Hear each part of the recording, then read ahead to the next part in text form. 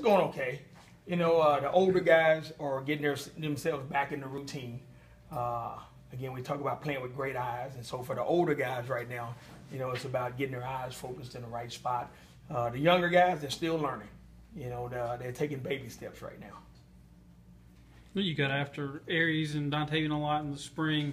What kind of progress have they made from the spring till now? It's been good. You know, I think spring helped them. You know, I think they've gotten a lot smarter, which is going to make them better players.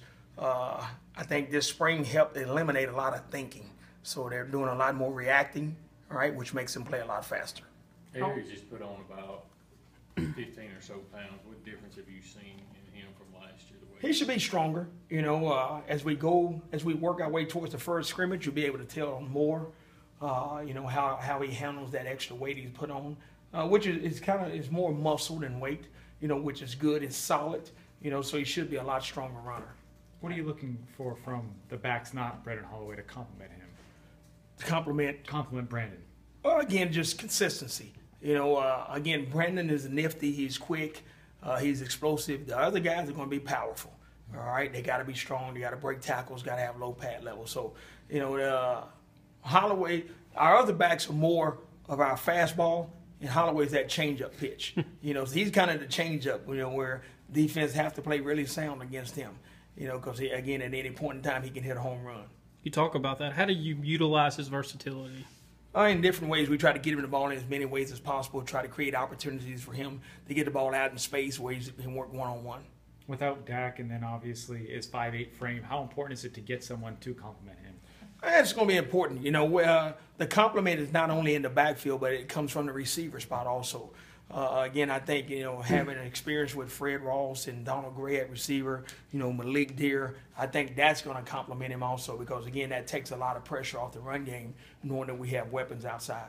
After Ashton lost the starting job kind of midway through the year last year, how did he kind of handle that, and what kind of approach have you seen from him in the offseason and throughout camp so far? Never flinched. You know, again, he never flinched from that. He continued to work and got better and better. I thought this spring, you know, he took a giant step. All right, and I think this fall, hopefully we'll see a different Shumpert. You know, but I thought after spring ball, I really thought after the bowl game, I thought things began to go his way. He began to really understand, you know, what he needed to do to be successful. All right, and not only him being successful, but making us successful. So I thought after that bowl game, I thought he really began to really understand what he need to do in order to succeed. Do you think he has a chance to redeem himself this year? I think he does. I think he does, and I'm hoping he does. He looks a little tremor. What kind of feedback did you get from the strength and conditioning staff? Did he have a good summer? He had a good summer. You know, he's a worker. You know, heck, you can roll the ball out there any day of the week, and he'll be ready to go play. You know, he's the guy that's going to work hard, is going to give you everything he's got. What do you think his issues were last year? What was the reason that you made? Well, I think he was still learning the game. You know, Josh had departed a year early. You know, and I think at that point right away he was thrown into it when I think he was still, all right, learning the game, and you know, and so he didn't meet our expectations of what we were hoping for and looking for, and I think now he's at that point. Fred was talking about Brandon. Just when he goes out there, gets hit hard, and some hits looks like he's not going to get back up, but he bounces back up. You just talk about Brandon's toughness for a guy his size. He's a tough kid now. He's a tough kid.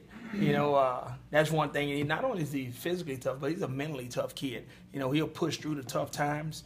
You know, and he don't mind throwing it in there. You know, when he knows he has to, when he gets to that point, you know, he'll lower his pads and throw it in there. How much of a better receiver has he become? He's always been a good receiver. You know, we worked him a little bit this spring when we had some injuries back out at the receiver spot, and I thought that helped just, you know, strengthen his hands and his knowledge of route running. When you looked at his